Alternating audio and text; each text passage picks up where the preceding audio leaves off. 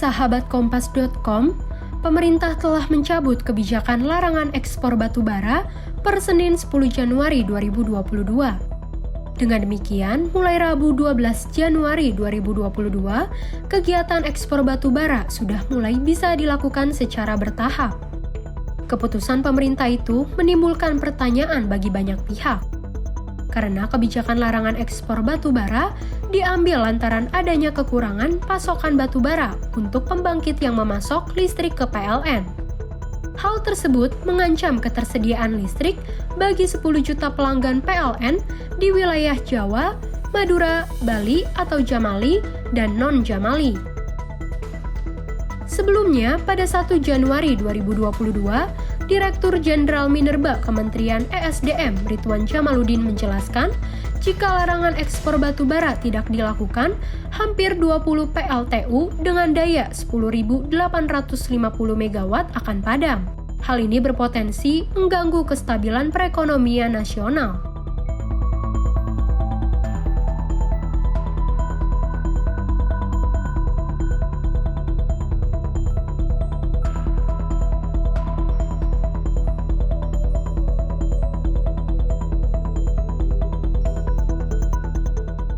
Di lain sisi, larangan ekspor batu bara ini menjadi ironi karena Indonesia menjadi salah satu negara penghasil batu bara terbesar di dunia.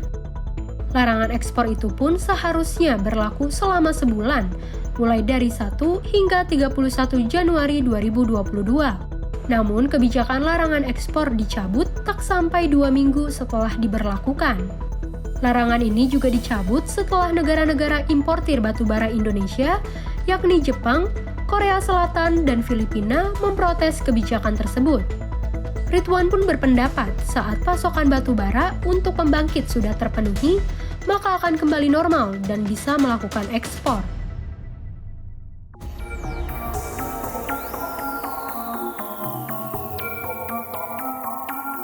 Wakil Ketua Komisi 7 DPR RI Edi Suparno mengatakan, kecenderungan pemerintah yang selalu mencabut sebuah kebijakan dalam periode waktu yang singkat bisa berimbas pada efektivitas kebijakan.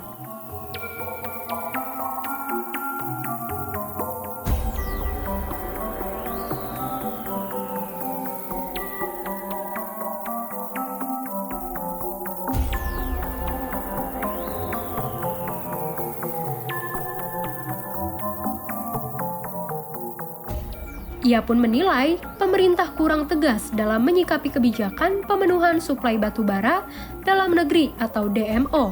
Ketentuan mengenai DMO tertuang dalam Keputusan Menteri ESDM nomor 139.2/HK.002/MEM.B/2021. Ketentuan itu mengatur kewajiban pelaku usaha untuk memasok 25% dari total produksi batu baranya untuk kebutuhan dalam negeri. Edi pun mengatakan larangan ekspor batu bara oleh pemerintah seharusnya dibarengi dengan pasokan yang cukup di tanah air. Ketersediaan batu bara harus dipastikan bisa memenuhi kebutuhan jangka panjang, jangan sampai terjadi pemadaman bergilir di seluruh Indonesia akibat kekurangan stok batu bara. Anggota Komisi 7 Mulyanto mengatakan, pemerintah seharusnya melakukan perhitungan yang lebih terukur sebelum mengambil sebuah kebijakan. Ia menilai masalah ketersediaan batu bara di dalam negeri tak hanya dipicu oleh perusahaan yang tak mematuhi kebijakan suplai batu bara dalam negeri, namun juga ada permasalahan manajemen pengadaan batu bara oleh PLN.